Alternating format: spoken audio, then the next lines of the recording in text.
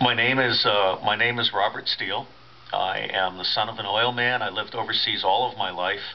I was very fortunate in both having several graduate degrees and being a Marine Corps infantry officer, Marine Corps intelligence officer, and then a clandestine intelligence case officer. I've programmed imagery satellites. I've helped steal signals code books.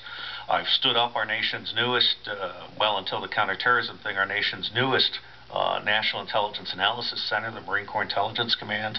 I've done counterintelligence. I'm basically intimately familiar with the way in which the U.S. government does or does not do the craft of intelligence. And I will tell you, secret intelligence is costing the U.S. taxpayer $60 billion a year. And for that, we're getting very bad intelligence. We're getting less than 10% of what we need to know. And I have, for the last 18 years, been trying to heal secret intelligence by introducing governments around the world to the concept of open source intelligence. Over 40 governments have understood this. The United States government continues to refuse to do this because open source intelligence, while it might be more useful and in the public interest, is not as profitable for the Beltway bandits who like to have secret programs that are not accountable and not transparent. Today, I am changing my emphasis, and I am now creating the Earth Intelligence Network. And this will be a bottom-up network powered by people, mostly volunteers, who agree to share information in a structured way about any and all topics. I think we can have a peaceful, nonviolent, legal revolution.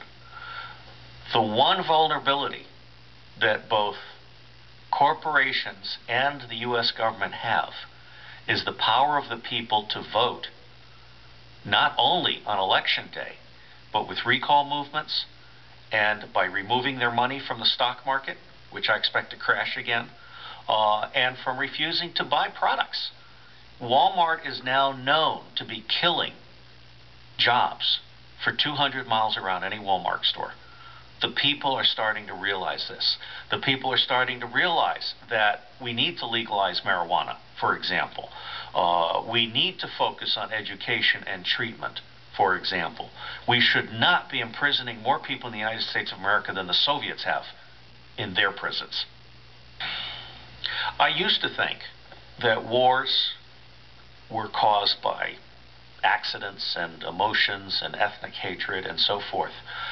But as my reading has progressed, I've started to realize that wars are in fact a racket. General Smedley Butler of the United States Marine Corps, one of our most decorated Marines, actually has a book out by this title, War is a Racket.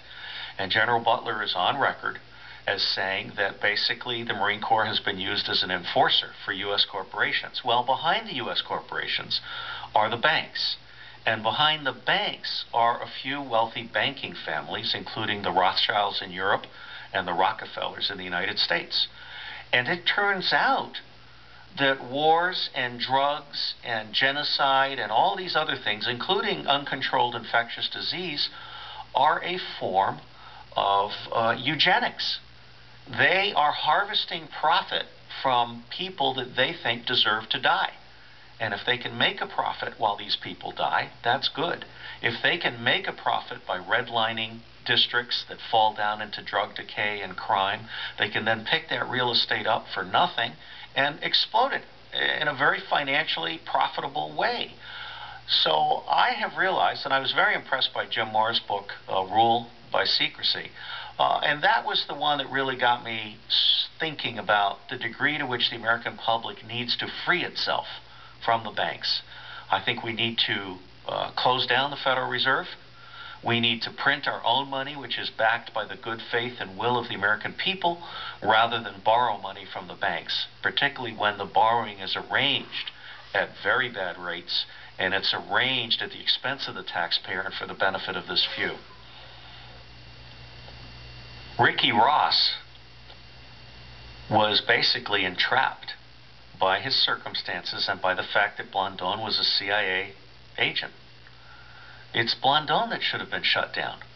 And unfortunately, CIA is used by the U.S. government to support 44 dictators who are in turn enriching corporations and impoverishing their people. And so CIA can be said to be a major factor in creating instability around the world. And this instability, whether intended or not, is very, very profitable for a very, very few. I absolutely agree that Ricky Ross was responding to a market that was created by poverty, that met his needs for cash because he couldn't get full employment, and that was enabled by CIA in the form of Blandón. I believe that today there are more drugs coming across the Mexican border, as well as more foreign fighters, insurgents, criminals than ever before in history. If we really wanted to shut down drugs and drug trafficking, we could do it. We simply are not willing to put the people on the border. We're not willing to enforce proper integrity because too many people are profiting from this.